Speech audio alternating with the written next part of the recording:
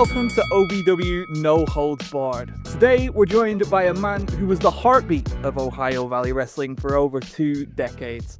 3 heavyweight titles, 8 television reigns, and a legacy built not just on wins but on an unbreakable mindset as well. And now the boots are hung up, but Jamin Olivencia remains one of the longest reigning OVW heavyweight champions of all time. And I really appreciate you making the time because it's 6 in the morning where you are, which is crazy. Where are you right now, Jamin? I'm in Singapore. Thanks for having me, Lewis. Hey, man, I appreciate being here. What's up, Foxy? Thanks for having me, guys. Yeah. Really cool. Yeah, it's really cool. You're in Singapore and you've just stepped out of the ring for the last time. I caught the retirement promo. That was so cool. Felt very much from the heart, kind of went off the road a little bit. What did that feel like when when that last moment, it was pretty powerful to watch. What did that feel like for you? Yeah, it's a good question. It's funny because now I can answer this question a little bit better because it's been some time. It was surreal. I had, throughout the last run here, I of course knew I was going to retire, and I don't think I was able to actually anticipate the feeling of it, though. I think in my mind, I knew how it might feel, but it wasn't until I actually got out there and I said, "Oh, damn, this might be wow. This is the last time." There was this moment on the ramp, and I got in the ring, and I've been working on this speech for like 2 days. Okay, it took me like 2 days, and it was probably about like an 8-minute speech, and I don't know. I saw my daughter out there and she was smiling and she looked teary-eyed. Now she told me she wasn't, but she looked teary-eyed and it just threw me off completely. Like every word that was in my head completely went away. And I think it was one of those things intuitively where I said, okay, I have you know, I have to come from the heart here. It's a little bit more personal than I think I thought it was.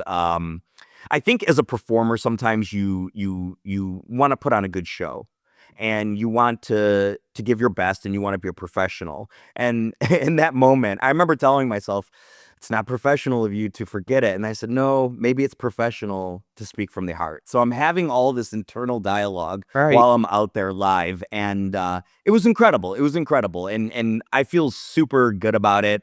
My heart's at peace with wrestling and everything I did in the business.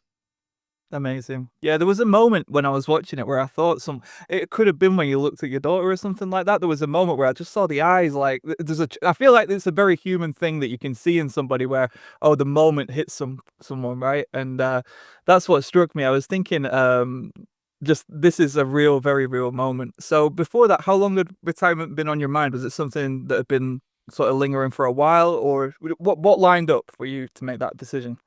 Yeah, that's a really good question too. I think for me, so my right knee, I don't have an ACL or an MCL, and I cannot get them repaired because my knee is so jagged over the years of wrestling that I was told that if I get my ACL repaired, it will cut back off again.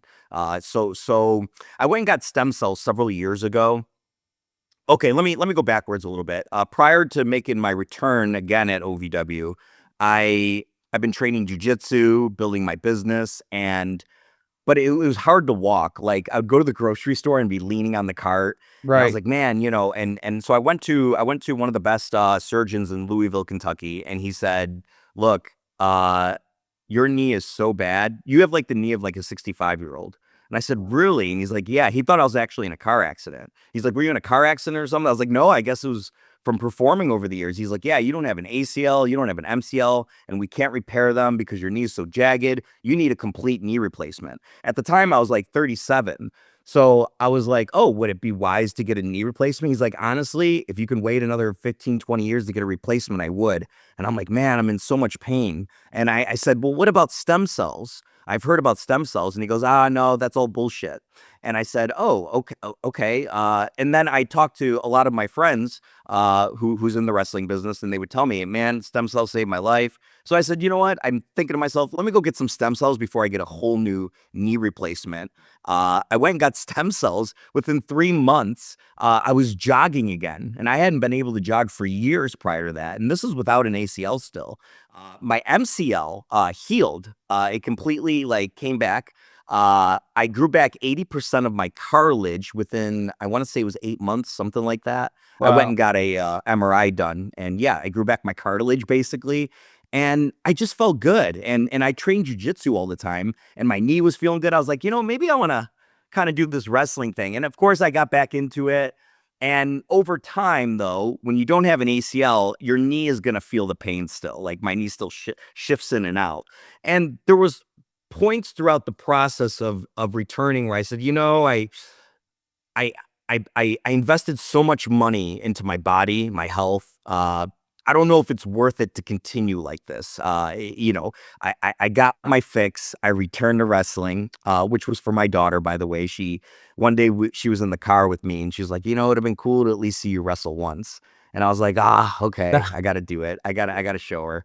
So, yeah, it was more of an injury thing Right. than anything, and I think even today it's crazy because ever since I retired, I'm still having dreams about doing it, and so maybe my body's maybe my dreams are fighting it a little bit, but I think I made the right decision, and I think I have a lot to offer the industry outside of performing. I giving back to the younger talent, especially guys like Cal, who works his ass off 24/7. I got to know that kid in my tenure there, and he just works super super hard. There was times even before we ended up wrestling where I would meet up with this kid. We train for 4 or 5 hours and just work at the craft. And yeah, I'm grateful for everything. So yeah, I guess this is what kind of led to my retirement. And he was the guy. I felt like he was the guy to leave my legacy with. Yeah. Just for any viewers that might be watching, like from my own experiences in the ring, I've actually seen a couple of times where fellas ACLs have gone, and it is extremely painful. We all know, if you follow any sports, like I don't know over there, maybe your basketballs and American football, but over here soccer more so, like that kind of injury puts people out for a season, if not longer. And the fact that you've clearly had multiple issues with your knee and actually at a later age managed to get back into the ring is extremely impressive. From the experience that I've had in the ring and seeing people with those injuries and how long it's recovered to come back. So that's incredible to hear, because that must have been some not only physical but mental journey. So do you know what's quite interesting, listening to your background there? I'm really intrigued to know, in terms of the retirement, if it sounds like this was more a realistic decision made with your lifestyle and family based on the injury being a massive determining factor. But if the injury wasn't there, what do you reckon? Do you reckon you might have stuck it out to 50? Do you reckon you'd still be going? Have you had those alternative Yeah. thoughts? That's a great question. Yeah, the answer is yes, easily, because the art of professional wrestling for me is an expression of myself. I'm expressing myself, and I felt like the stage of it always. It's the only place where I felt where I had all the autonomy a human can ever have in their life, where I felt so free. I felt so myself, and to give myself, yeah. And you know what it was, and I don't want to sound like I'm patting myself on the back, but I was really good at it. It was something I was so passionate about. And when I say good at it, I guess what I'm trying to say is really I loved it so much that I, even to this point, I was continuing to better my craft, hone in, find ways to always be a better performer. And even with the limited stuff I could do in the ring because of my knee, I actually felt like, looking back compared to my old work, I actually think this was my best work. Mm. Yeah. So, and and look, I think even if I was still in the business per se in terms of an on-screen character role, I think there's room there for something too. So maybe retired from the ring, performing, but maybe not in terms of like on-screen character. Perhaps. We'll see. I don't know. I go back and forth on it all the time, man. It's wild. See, I live. One of my former original coaches always said to me, and it stuck with me forever. Um, this job, the wrestling world, you never retire. The wrestling world and the job will retire you. And we, as naturally as we all have the same addicts, and we all have the same passion, whether this side of the world, that side of the world, whether you're in WWE or local indie promotion, it's everyone's familiar with that same addiction, and we always find a way to pursue, and we always have that longevity of pursuiness in the wrestling business. Like you say, it's interesting to hear you about talking and thinking of alternative roles already, and that's a kind of a testament to your passion and commitment to the wrestling business, because it's easy. It's not so easy just to walk away, right? It's tough. It's very tough, and I don't. After a few weeks, I started saying, well, maybe, maybe I jumped the gun a little bit, but I have still so much to offer, and I think that's the actual conundrum for me. Maybe not even wrestling. I think I have so much to offer. Maybe training people. I really have a passion for helping people. I really like to give, even my business, I'm an executive business coach, which is rooted in helping people become better, whether it's in business, life, etc. And in wrestling, I feel like it's such a craft that I've studied my entire life. I mean, it was what I wanted since I was like 4 years old. I like many of us really who grew up seeing it and saying, I'm going to do that.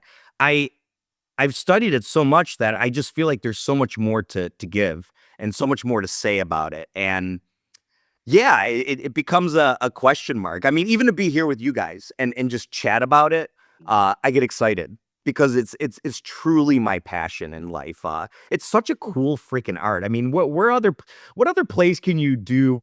Like it's like you could be like a rock star, a movie star, an actor, an athlete, all in one ball. And I think that's what wrestling is to me. I mean, how cool is that, really? It's so cool. I think the passion's infectious as well, like, when you meet people who have that passion for it, it's just, like, hard to not get on board yourself, And you were talking earlier about, working with Cal, and you actually said the limited stuff you could do. I watched you wrestle Cal. It was a hard-hitting match, man. It was very hard-hitting. Like, I didn't see any limitations whatsoever, so I'm thinking now, if you're watching the current roster as well, who reminds you of yourself, and who do you think is going to be carrying OVW forward at the moment? Good question. I have high standards. So I think we have a lot of new talent in OVW right now, and I think that's a good thing. I think that is an opportunity for people to grow. You know what I really like is Sin City Outlaws. Right, I, right. I like I like those guys. I like the feel of them. I feel like they're each week I watch them, they're coming into their own. Uh so there's something about wrestling. See, I think the thing I look for in wrestling is an intensity, is it has to feel real to me. I was never the type of wrestling fan that liked the hokey pokey stuff, and I know there's room for that, and there should be that, but I always like something that feels raw and real and intense. And Sin City Outlaws, for some reason, there's something about them I believe in. I understand they're still very new to the business, but I believe in them when I watch them for some reason. There's something about their vibe I really like. Of course, Cal continues to grow. I mean, the kid's 23 years old. Like, I think to myself, wait until he's like 26. Wait Right. until he's 28. Wait until he's 30. Like, he's got so much room for opportunity and growth ahead of him. I'm really excited to see how he does carry the flag moving forward. But let's see. There are I know I'm missing. You know who makes me laugh is Steven Steele. Right. Oh yeah. Uh, that guy's wild to me. And if we're talking about like something to make you laugh, that makes me laugh. I just think it's ridiculous. But I think the roster as a whole, like, look, I think the roster as a whole is fairly green, but there's so much opportunity there. I mean, look, they're working with Al, they're working with Dave Hero, they're working with great minds. Where else do you get a place where you're filming television every single week, getting that experience? I mean, most indie promotions, I mean, are maybe running once a month, sometimes once every few months. So for these guys to get a weekly basis of experience, I think it's just there is no ceiling there, and there's a tremendous opportunity for the growth to be had. For sure. I was speaking with Freya recently, and she mentioned the fact that TV time, you have to hit your minutes. You have 6 minutes, 7 minutes, whatever time you've got, and that doesn't happen in indies so much. If you run over 5, it's all good. So it's really unique as a learning ground. Absolutely. And by the way, shout out to Freya, man. She's like, we're talking about talent. That's good, right? I couldn't come up off the top of my head, but she's incredible. J Rod, too, another Right. incredible piece of talent. I mean, there really is. There's a lot of good talent there. I just think the room for growth is still there. For sure. And I'm excited to see how that plays out for everyone. It's awesome. Do you know a couple of points you made there for those wrestling enthusiasts? And this, I got to admit, like sometimes when I'm talking with some of the talent on here, being an active talent in England myself, but because I'm at an older age as well, and I'm sort of getting into those twilight years, it's some of the things that you say I can really relate to, and it's really interesting. One of the points you made there, sort of mentioned about new talent and adaptability. Remember the famous Kevin Nash quote of, you really learn to work when you're hurt. When you're hurt is when you really look to work. Sorry, learn to work and you adapt. And we all know now, it's a comment that I've made many a time because it's an argument that sometimes I see myself seeing two sides. And I'm intrigued about because we have your stereotypical family style, your entertainment style. We have this indie, this strong style, this hybrid. And I can imagine whilst you were nursing the injury and working towards your sort of latter matches, how important was it for you to be able to hang with that new talent, mix with the new guys, maybe embed, potentially your deterioration in athleticism because of your injury, and that ability to adapt, to mix it up and still have a match that you hold to a high standard? What sort of things do you think are important for that older wrestler versus newer wrestler and the new generation, older generation, to make sure that all those styles still get met for the active audience? Yeah, that's a man. You guys are crushing it with the questions. Great question, and I think there's many answers to what Yeah. you just asked. For me, I think, especially with today. Okay, so I have some. I'm gonna sound like an old guy here.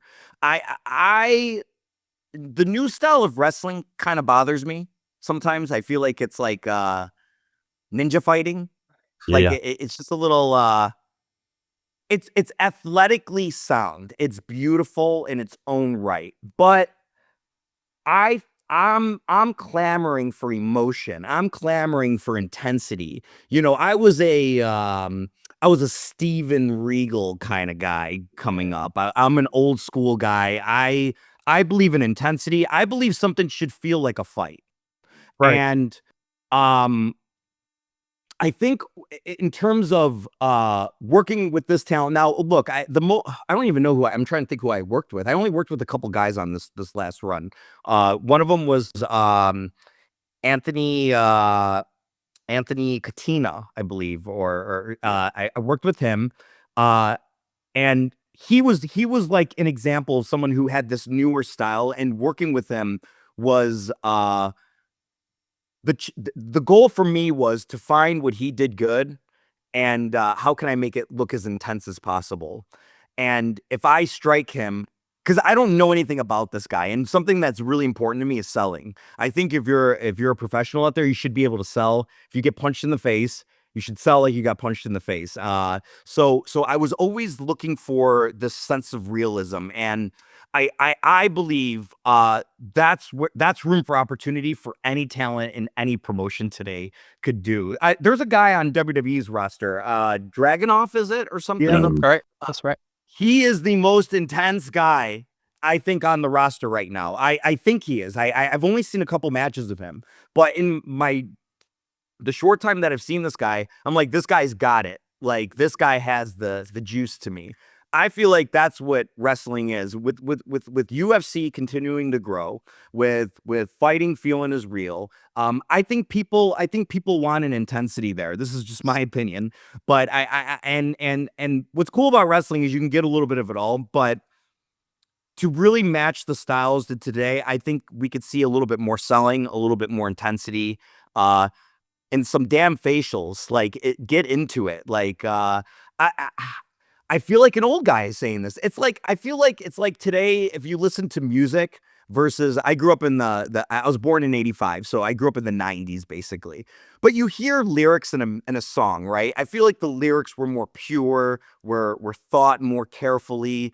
Uh I feel like wrestling, like music and many other things. Lewis, are you a comedian? Yeah, yeah. I was just relating Okay. it to comedy as we speak. Yeah, Yeah, I did some research on you, and I think that's so cool that you do it. But I guess the question would go back to you in this sense. Do you see that in comedy? I mean, I guess people could probably chat GPT jokes today. I don't know if it would come across on set or in a bit, but I mean, I feel like there's a loss of creativity, and I personally think in wrestling you have to bring your entire soul, your spirit into the mix in order to get people to actually feel something from it, to get a yeah. genuine reaction. And you probably understand this, Foxy. Like to get a genuine reaction, you need people to feel it. You need people to hear where you're coming from and from the heart. If I'm speaking right now and the way I'm speaking to you guys, this is coming from the heart right now. So this is my energy versus me kind of pre-planning a canned response to a question and it doesn't have the same. It's the reason why my script didn't work. My script that I wrote didn't work in a moment that was actually calling for something more genuine, right? So it kind of it all matters, man. And I would like to see that more in wrestling. I don't know if I answered your question directly, but I feel like there has to be a sense of intensity. And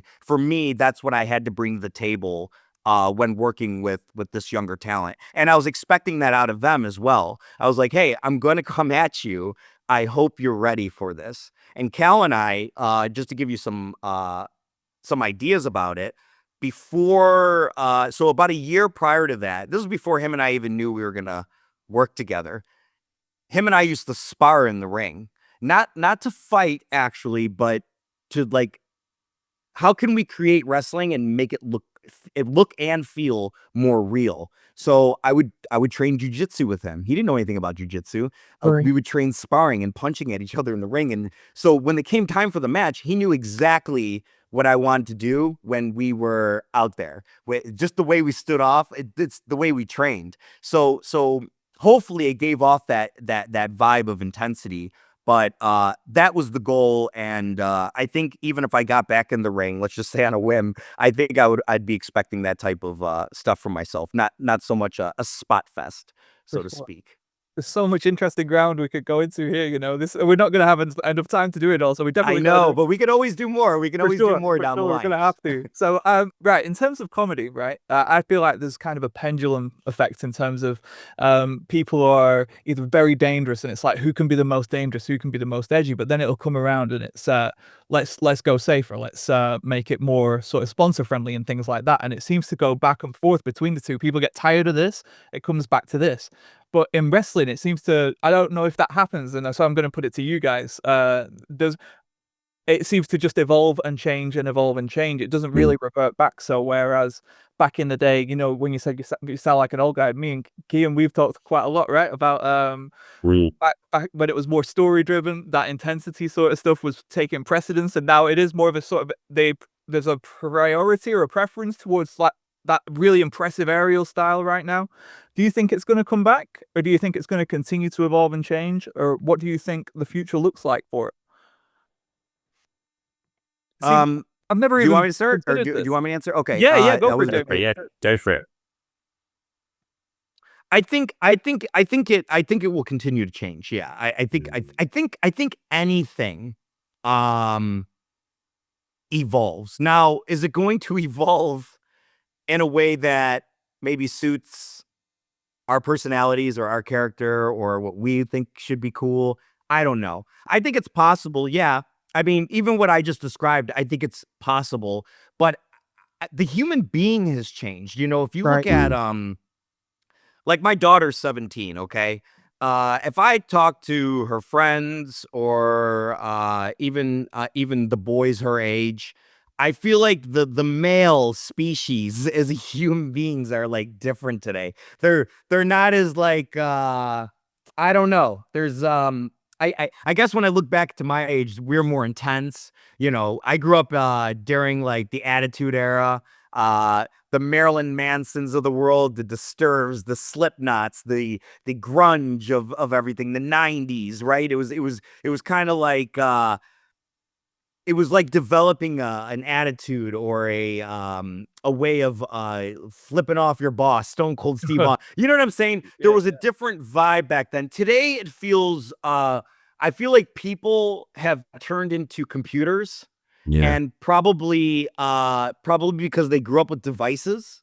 And so the way that people express themselves even today, even when I look at kids my daughter's age, once again, I feel like their expression is not like, hey, how you doing? It's more like it's like an emoji.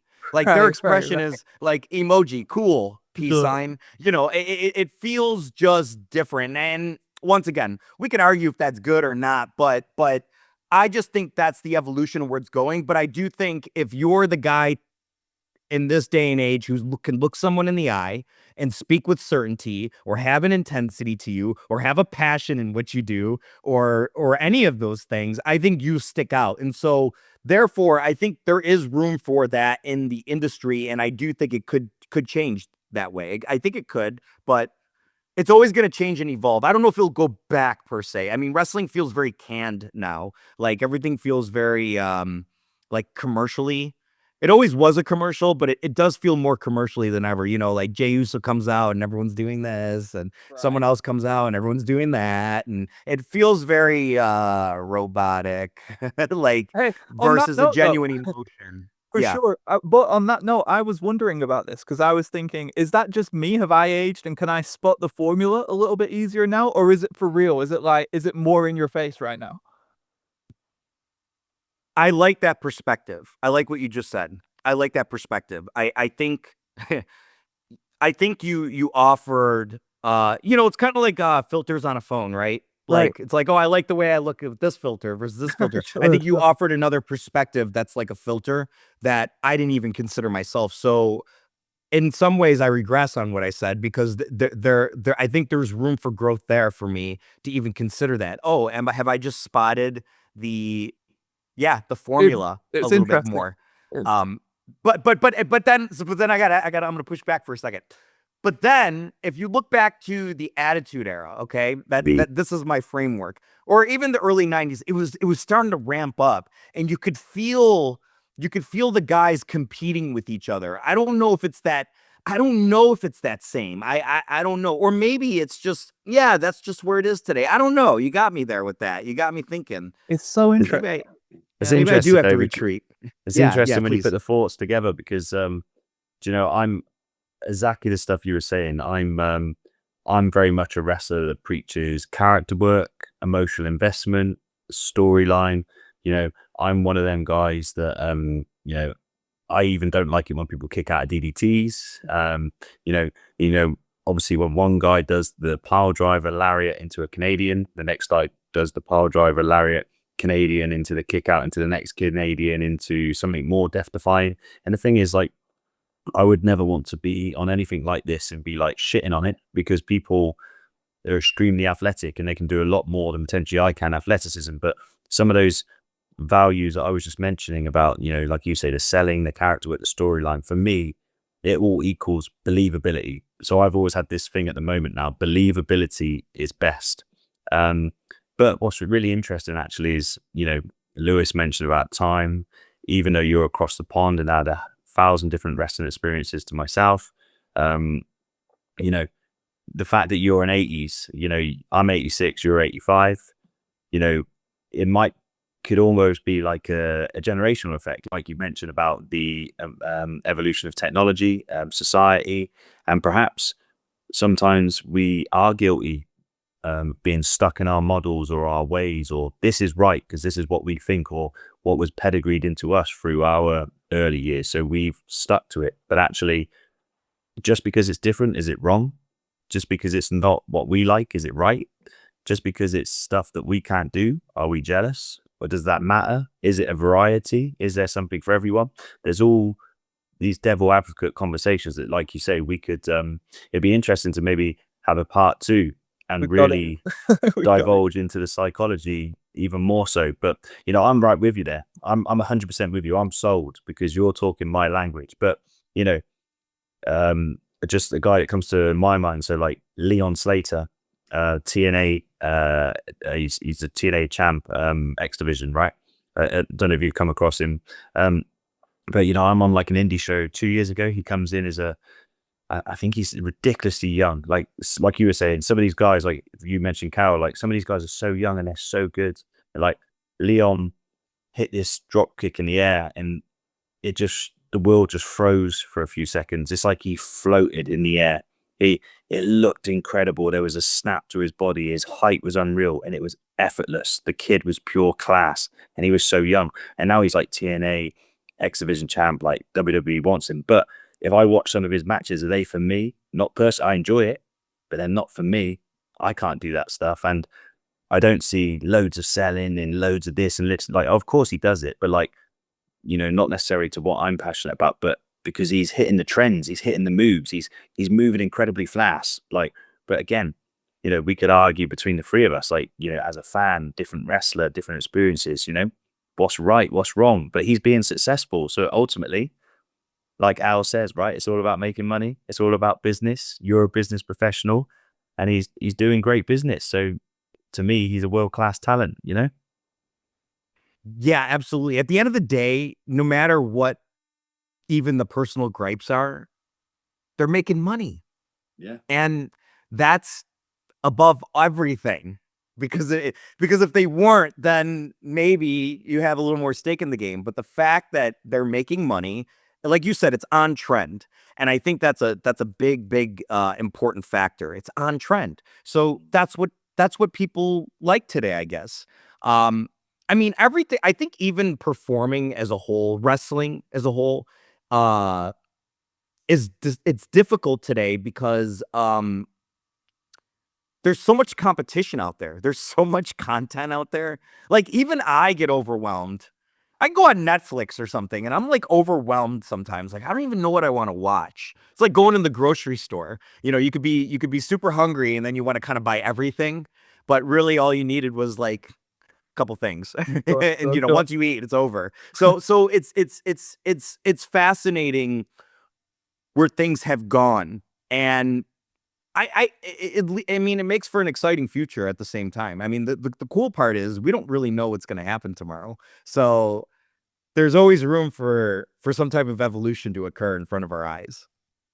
So, I sorry, I oh, was just gonna say, sorry, Lewis, just real quickly, just bringing things back to OVW, like, as you mentioned, because they got a new talented roster and people coming through, like, where do you see the legacy of your work and what that's left in that company because of your successes? And where do you think that company can go in terms of heights with new opportunities, new talent, new styles, and potentially more evolution? Wow, great question. I think my legacy will start there. I think it can continue through perhaps the work I do backstage there. So when I return back to the United States, my goal is to go there and help out. And we'll see from there. That's a question mark, but I think there's a lot of room for legacy there. Where OVW can go, though, I think is only higher and higher and higher. Granted, and this is just my opinion, they upped the production a little bit. I mean, I think we can turn this whole thing into a completely different I know we only got a few minutes left, so let me just say it quickly. I think we can turn this thing into a completely different product over time. I think there's so much room there for growth. It's a good question, man. But I mean, a weekly television show. I mean, yeah, you stream live. There's so much more to be done, actually. I don't even think they scratched the surface. I think they're actually still in an old model, and there's still like so many cool things to uncover there. Do you guys feel the same way? I do. I think it's an exciting point in time, honestly, because I feel like a lot of new ideas are coming out all at once, and they are the ideas that do take it to that next point, that next whether it is streaming a new show or whether it is things I can't even talk about as I think about it. There's a few things I've heard that just sound really cool. And Jamin, I'm hanging on to like 100 questions that I wanted to ask because I feel like we're just getting into it there. So for sure, part 2 if you're willing to do that. But We'll do it. Yeah, let's do it again. I got to talk to you guys again. We better do it again. We better. I'm threatening both of you. We better do it again. And now you're retired, you can write down all these ideas. You got more time on your hands. For sure. Yeah. Hey, so thank you everybody for checking out this episode. We are going to do part 2 for sure. We'll be back with another one. But if you've enjoyed it, like, subscribe, leave a kind review, and we'll be back in 2 weeks' time with another OVW No Holds Barred. Until then, take care.